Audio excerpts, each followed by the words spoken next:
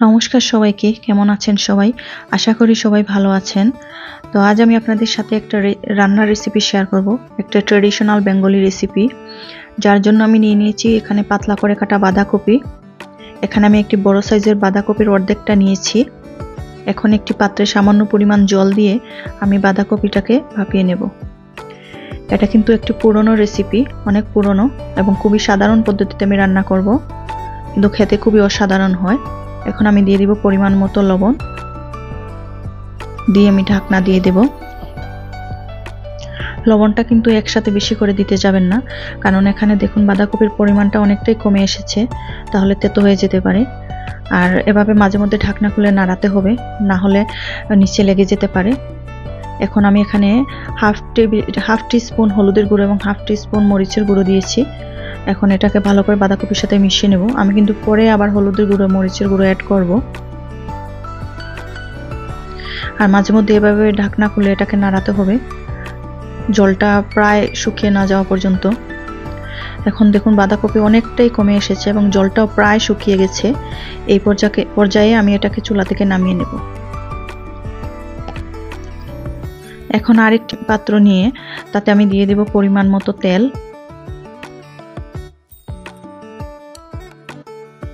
তেলটা একটু গরম হয়ে গেলে এখানে আমি রুই মাছের মাথা নিয়েছি। এখন আমি তাতে দিয়ে দিব 1 চা চামচ হলুদের গুঁড়ো এবং 1 চা চামচ মরিচের গুঁড়ো, আর দিয়ে দিব পরিমাণ মতো লবণ।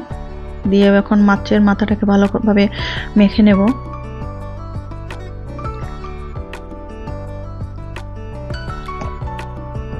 তো যেহেতু এটা ফ্রোজেন মাছ, তাই আমি এটা মাছের মাথাটাকে একটু বেশি করে ভাজবো। আপনারা টাটকা মাছ হলে একটু কম ভাজলেও হবে।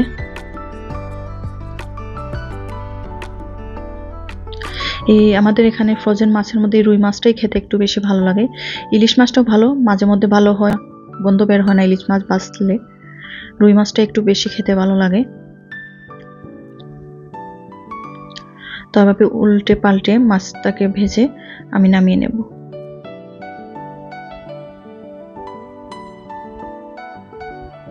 এই রান্নাটা কিন্তু আমি সম্পূর্ণ পেঁয়াজ রসুন ছাড়া করব, পুরনো পদ্ধতিতে। আগেরকার দিনের মানুষেরা কিন্তু রান্নায় পেঁয়াজ রসুনের প্রচলন খুব একটা ছিল না, বা পেঁয়াজ রসুন খুব একটা ইউজ করতেন না। তো তার জন্য এটাও একটা পেঁয়াজ রসুন ছাড়া সম্পূর্ণ একটা দুর্দান্ত রেসিপি হবে। এখন আমি আরেকটা পাত্রে দিয়ে দিয়েছি পরিমাণ মতো তেল। তাতে দিয়ে দিব এখানে দারচিনি, আর দিয়ে দিব এলাচ, আর দিয়ে দিব তেজপাতা। এখন দিয়ে দিব 5 ফোড়ন। 5 ফোড়নটা কিছু ভাজা হয়ে গেছে। এখন একটু নেড়ে এখন আমি দিয়ে দিব এতে ভাপিয়ে রাখা বাঁধাকপিটা। বাঁধাকপিটাকেও এখন আমি ভালো করে ফোড়নের সাথে মিশিয়ে নেব। এখন আমি দিয়ে দিচ্ছি 1.5 টিস্পুন ধনিয়ার গুঁড়ো এবং দিয়ে দিব 1 টিস্পুন জিরের গুঁড়ো।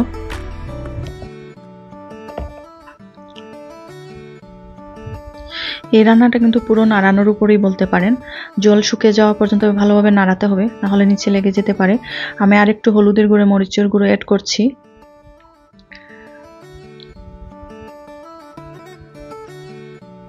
আমি এটাকে মাছের মাথা দিয়ে করছি, আপনি ইচ্ছা করলে এখানে মাছের মাথা না দিয়ে নিরামিষ হিসেবে করতে পারেন।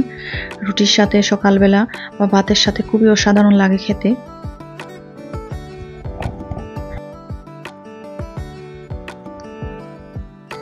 খুবই অবাক লাগছে না? পেঁয়াজ ছাড়া রসুন ছাড়া মাছের রেসিপি আমি কিন্তু প্রায়ই এভাবে করে থাকি, জানেন তো? পেঁয়াজ ছাড়া মাছের রেসিপি করে থাকি, খুব ভালো লাগে খেতে।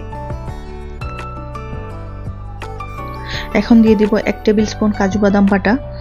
আমি এখানে কাজু বাদাম দিয়েছি, আপনি ইচ্ছা করলে বাদাম বাটাটা ইউজ করতে পারেন। ভালোভাবে মিশিয়ে কাজু বাদামকে ভালোভাবে বাঁধাকপির সাথে মিশিয়ে এখন আমি দিয়ে দিব হাফ টেবিল স্পুন আদা বাটা। আবার ভালো করে মিশিয়ে নেব।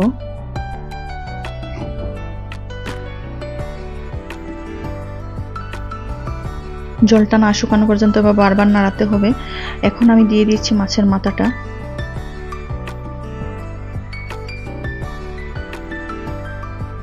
মাছের মাথাটাকে বাঁধাকপির সাথে ভালোভাবে মিশিয়ে নেব। খুব সুন্দর একটা গন্ধ বের হয়েছে কিন্তু। এখন আমি দিয়ে দিব এখানে মটরশুঁটি। আমি এখানে ফ্রোজেন মটরশুঁটি ইউজ করেছি।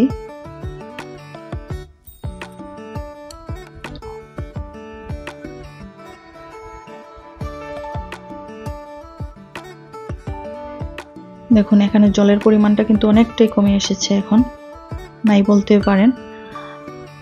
আমার এই রেসিপিটা যদি আপনাদের ভালো লেগে থাকে তাহলে অবশ্যই আমার চ্যানেলটা ফলো করবেন, আমার ইউটিউব চ্যানেলটা সাবস্ক্রাইব করবেন এবং একটা লাইক দিবেন, অবশ্যই শেয়ার করবেন।